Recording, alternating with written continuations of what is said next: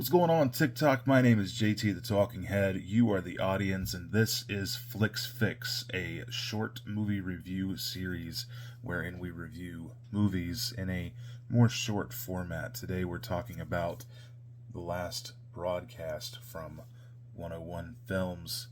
Roll the trailer. I'd come to this project with many of the same assumptions that you have concerning the Jersey Devil murders and the guilt of Jim Seward. Most people, when they commit a crime, aren't being videotaped, like, when they're doing it, or like near the time when they're doing it. It was like spying in on this crime about to happen. No one else had the opportunity to commit those murders except for Mr. Jim Seward. Big time alive, from the Pine Barrens, and have radio and internet and this and that. And, I knew it was going to be a fiasco. I didn't really think it was going to end up like it did, but I knew it wasn't going to look pretty.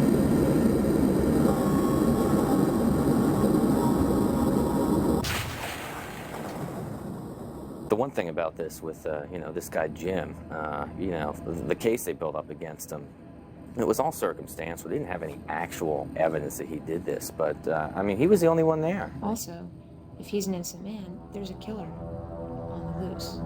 As they said on Fact or Fiction, you decide.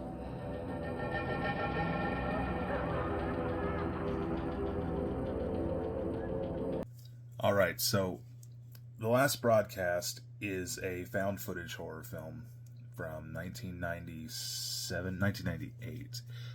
And this movie, I watched it a couple days ago. I've had a couple days to sit on it. I give it a 5 out of 10. I'm just going to come out of the gate with that. It's a 5 out of 10. It's mid. It's a mid road. The concept is really interesting. The backstory with the Jersey Devil is very interesting. But the execution is,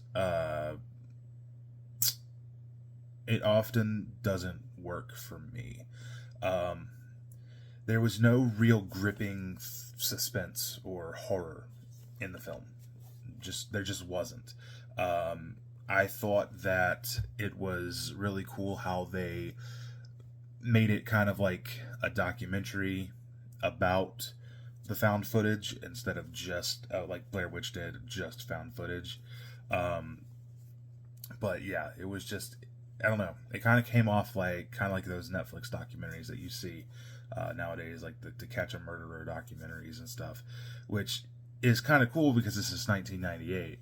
But at the same time, like those murder documentary shows on NBC and stuff, Dateline and stuff existed back then. It feels very much like a Dateline episode, to be honest with you. Documentary style with interviews and stuff. But overall, through all of it, there's just no, like I said, there's nothing gripping about it. There's nothing thrilling about it at all. It is, again, an interesting story. It tells an interesting story that I do like. And the ending was a little bit odd. I won't spoil it. I will say that my wife called it, like, right on the nose. So shout out to her for that. But overall, yeah, I don't know. If you're somebody, this is a nice set, like physically a nice set from 101 Films. If you're somebody who's into the Jersey Devil and stuff, then yeah, I would say watch this because it's just a cool story centered around that idea of the Jersey Devil. But overall, it's just mid. That's really all I can really say about it. It's mid.